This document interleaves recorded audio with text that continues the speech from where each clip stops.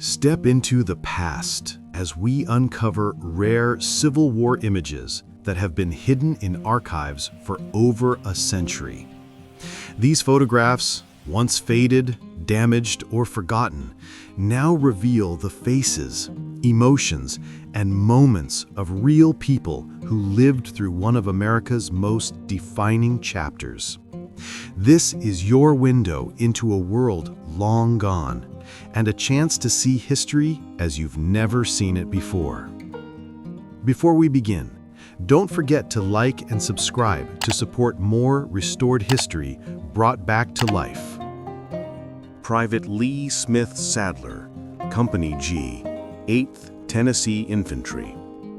Sadler enlisted on 16 December 1862 in McMinnville, Tennessee. He was seriously wounded at the Battle of Chickamauga, Georgia, in September 1863. On 19 August 1864, he was placed in the Confederate Invalid Corps as totally disqualified due to his wound. Sadler survived the war, died in 1923, and is buried in Jackson County, Tennessee. Private William Jackson Crowder, Company E, 9th Tennessee Cavalry Battalion CS, Gants. Crowder enlisted in October 1862 in Maury County, Tennessee. He served until the end of the war and surrendered in North Carolina in 1865. He is seen here holding a Burnside carbine. Private Thomas Newton Brazier, Company E and Company B, 44th Tennessee Infantry. Brazier, a resident of Lincoln County, Tennessee, enlisted at Camp Trousdale on 7 December 1861. He was wounded at the Battle of Beans Station in 1863 during the Knoxville Campaign. Brazier survived the war and died in 1910. Major William Thomas Driver, 2nd Tennessee Infantry, Robinson's Legion. Driver's family was one of the wealthiest in Memphis. He attended the University of Mississippi. He enlisted as a second lieutenant in Memphis, Tennessee on May 1, 1861, and eventually became major. He was seriously wounded at the Battle of Chickamauga. He was killed on 31 August 1864 at Jonesboro, Georgia, by the explosion of an artillery shell fired at the trenches he was in while eating breakfast. He is buried in Memphis. Private Thomas Arthur Reed, Company K, 6th Tennessee Infantry. Reed enlisted as a private on 15 May 1861 and rose through the ranks to captain. He survived the war, died in 1925, and is buried in Jackson, Madison County, Tennessee. Sadly, many images lose their associated identification through the years, while some images hold on to at least a few facts. Such with this image. This man is either Private George W. Mars or his brother, Private John J. Mars, who served in Company F, 53rd Tennessee Infantry. The brothers enlisted on January 1, 1862 in Nashville, Tennessee. George became sick and thus avoided getting captured with the regiment at Fort Donelson in February 1862. John, however, was captured and took the oath of allegiance in August 1862, ending the war for him.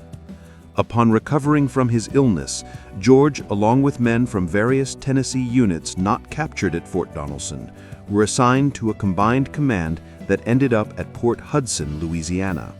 George himself then became a POW in July 1863 when Port Hudson capitulated to federal forces. Both brothers survived the war. Corporal Thomas H.B. Lang, Company B, 16th Tennessee Infantry. Lang enlisted on June 1, 1861 at Camp Harris as a private and was later promoted to corporal. He was soon plagued with health issues. He died on January 11, 1863 in Winchester, Tennessee. Sergeant James R. Weaver, Company B, 11th Tennessee Infantry. Weaver was born and raised in Alabama, but moved to Tennessee just before the war began. He enlisted on May 10, 1861, in Nashville. He was wounded on September 19, 1863, at the Battle of Chickamauga, Georgia, and again at Bentonville, North Carolina, on May 1, 1865. He survived the war and lived in Nashville. First Sergeant Edmund Hatch Tooley, Twiggs Guards, Company E, Crescent Regiment, Louisiana Infantry. Tooley enlisted as a private on March 5, 1862, in New Orleans. He served for a time with the Pioneer Brigade. He was captured on April 20, 1863, at Bayou Teche, but was paroled the following month. It appears he later served as a second lieutenant in the Sappers and Miners and was wounded during the siege of Mobile. He survived the war. This photograph of Confederate troops in camp was taken at Camp Moore, Louisiana, in 1861. The man writing the letter home on the box is Emile Vaquin, and Arthur Roman is the man completing the washing. Thomas Russell is gleaning the latest news from the paper, and Amos Russell is grinding coffee. The fifth man is Octave Babin. Names of French extraction these, appropriate to Louisiana. The soldiers are facing their period of breaking in. A veteran of the Eastern Army describes this transition period. Our breaking in was rather rough. It was the beginning of a prolonged spell of wet, raw weather, which is so often mentioned in McClellan's reports of his operations on the peninsula. And with little notion of how to adapt ourselves to the situation, we suffered much discomfort at first. After the experience of a few months, and with half the equipage we then possessed, we would have been entirely comfortable by campaigning standards. As yet, we were drawing the full Army ration, including the minor items of coffee, sugar, rice, and beans, and were abundantly supplied with the necessary utensils for their preparation whenever we were in contact with our wagons. But we simply did not know how to use this bountiful provision, and had yet to learn that the situation was not exceptional or ephemeral, but would be just the same in the future months of war, and must be met and faced in permanent fashion, that it was all in the day's work, and that any departure from these hard times, as they then seemed, would be in the direction of worse. Photographer Elizabeth Beachbard was set up making pictures at Camp Moore in 1861, so it's possible this image may be one of hers. I haven't confirmed that yet, but it's very possible given the date. She died of the measles and was buried there a few months after her arrival. First Lieutenant Jean Huidobre, Cazadores Españoles Louisiana Infantry. Huidobre enlisted early in 1861. This regiment was a militia organization divided into 3 brigades and served in the defenses of New Orleans. When New Orleans was captured, these units were disbanded and sent home. Second Lieutenant Habishai Woodward Roberts, Company C, 4th Louisiana Infantry.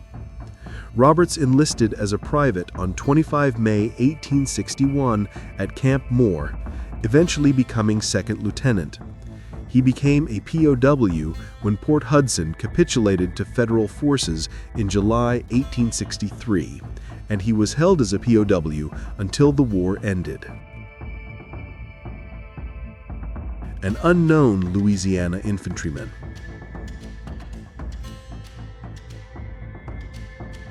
Captain John Martin King, Company F, 13th Louisiana Infantry. King enlisted as a first lieutenant on 11 September 1861 and eventually became captain. He served in companies B, F, G, H, and I. He was seriously wounded and subsequently captured at the Battle of Murfreesboro, Tennessee, suffering wounds to the body and heels on January 2, 1863. He was not exchanged until September 1864. He was transferred to the Confederate Invalid Corps in January 1865. Private John Howard Walker, Company A, 9th Louisiana Infantry. Walker, a single farmer, enlisted in Homer, Louisiana on March 5, 1862. Immediately after enlisting, he was absent sick for a few months. He was left in Gettysburg to attend to wounded soldiers and subsequently captured.